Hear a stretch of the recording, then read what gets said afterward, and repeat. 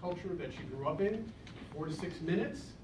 Same objectives as before, to begin speaking in front of an audience and develop speaking skills, those that she has and those that she can work on in the future. When I asked her the fun question, she said, I had a great time hiking at Inward Pound Ridge Reservation, and I did 7 miles there. So with that, please welcome Liz.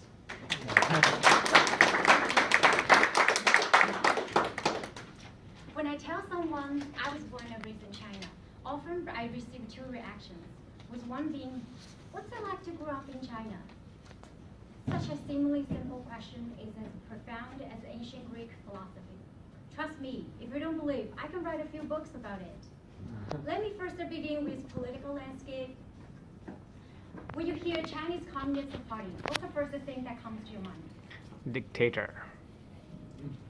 There's something in a nutshell, there's no House, no Senate, no general election, which means there's no negative campaign as a sleazy, unscrupulous businessman will never become a president. The press secretary is nowhere near as unintentionally hilarious as Sean Spicer. So in that regard, our political life is very singular and far less entertaining. As much as I craved political rights, I was never politically active. As I knew, active or not, it won't make any difference. The irony was the build-up of cravings made me obsessed with political satire.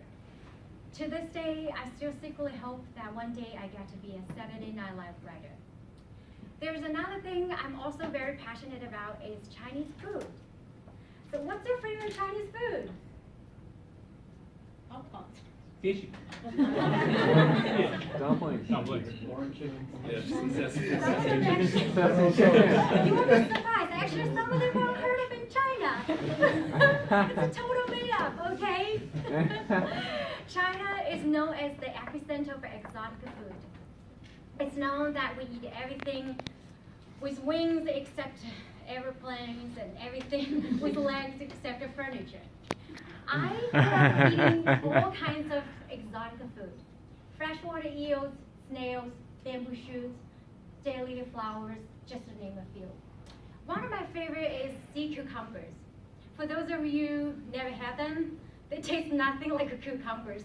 They were actually marine animals with a leathery skin, which resemble caterpillars. So while the looks might gross you out, but actually they are incredibly delicious when appropriately prepared.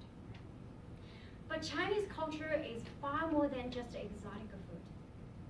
What about religion, you may ask? There's a long-held misconception that China is a religious country. In fact, over 90% of Chinese are self-identified as secular. Buddhism has been commonly practiced as for non-religious purposes.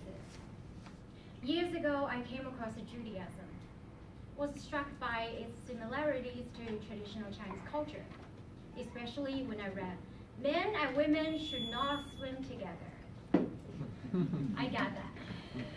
I grew up in an extremely conservative household. My family and I live like conservative Jews, not in a religious way, but rather in a cultural way. Because of the Cultural Revolution, my parents didn't receive the quality education they deserve, so they spent almost all discretionary income on me and my siblings' education. My family and I were very passionate about learning. My childhood years and my adolescent years are all about academic studies and learning new things.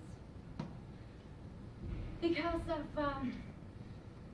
the lack of financial stability, I learned financial literacy and how to do business at a very young age.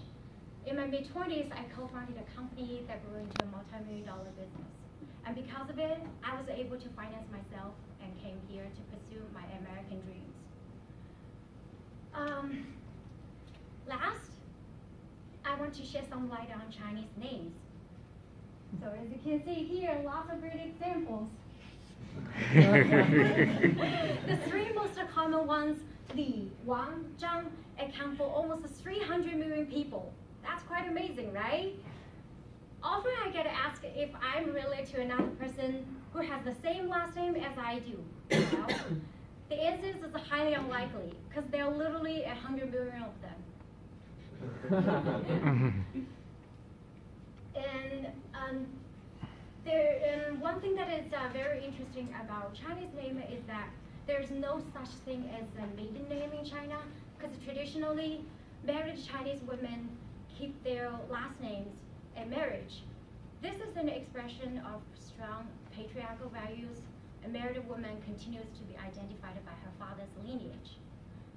As much as I'm happy carrying my father's last name, I wish my mother's was offered as an option, not because my mother is a direct descendant of a medieval emperor, but because she made enormous sacrifices to raise me and my siblings.